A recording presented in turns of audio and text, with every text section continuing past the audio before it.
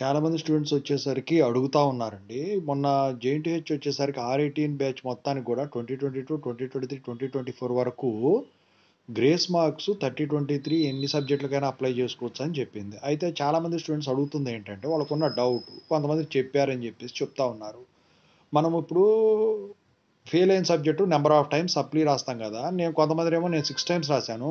కొంతమందిరేమో నేను 8 టైమ్స్ రాశాను. కొంతమంది అంటున్నారు 4 టైమ్స్ కంటే ఎక్కువ సప్లీ రాస్తే ఆ సబ్జెక్ట్‌కి గ్రేస్ మార్క్స్ అప్లై చేసుకోవద్దు కాదంటున్నారు నిజమేనా అని.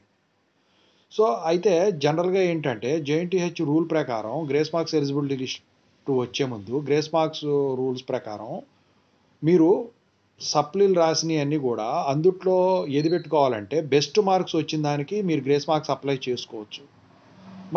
మరిప్పుడు 4 టైమ్స్ కంటే ఎక్కువ రాశాను నేను. మరిప్పుడు నా గ్రేస్ మార్క్స్ యాక్సెప్ట్ చేస్తారా? చాలామంది యాక్సెప్ట్ చేయరు అంటున్నారు. అయితే గ్రేస్ మార్క్స్ సంబంధించి అలాంటి న్యూసులన్నీ ఫేకే. సో, ఎవరు కూడా 4 టైమ్స్ కంటే ఎక్కువ రాసినా రిజెక్ట్ అయినట్టయితే ఇంతవరకు ఎక్కడా లేదు. సో, ఖచ్చితంగా అయితే యాక్సెప్టెన్స్ అయితే వస్తది. అయితే మీరు 4 టైమ్స్ కాదు 10 సార్లు రాసినా కూడా అందుట్లో బెస్ట్ మార్క్స్ ఏవైతే ఉంటాయో వాటిని మాత్రం మీరు పెట్టుకోవాలి. ఆ మెమో ఏదైతే ఉంటదో ఆ ఒరిజినల్ మెమో సబ్మిట్ చేసినప్పుడు ఆ సెమ్ ఎప్పుడైతే రాసావో ఆ బెస్ట్ మార్క్స్ వచ్చిన మార్క్స్ మెమోది అది పెట్టుకుంటే దానికి మార్కులు యాడ్ అవుతాయి. కాకుండా వేరేది పెట్టుకున్నారనుకోండి దానికే యాడ్ చేస్తారు. అంతే తప్ప మీకు ఆహ్, 4 టైమ్స్ కంటే ఎక్కువ రాస్తే రిజెక్ట్ చేస్తారు.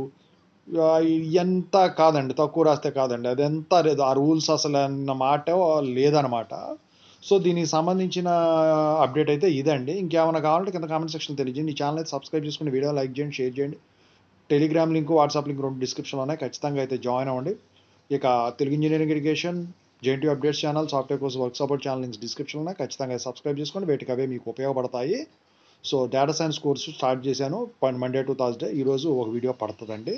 పాండాస్‌లోకి ఎంటర్ అవుదాం డేటా సైన్స్‌లో. వాటి వల్ల ఉపయోగాలు. ఓకేనా? సో, ఈ వీడియోనైతే ఒక లైక్ వేసుకోండి. Thank you.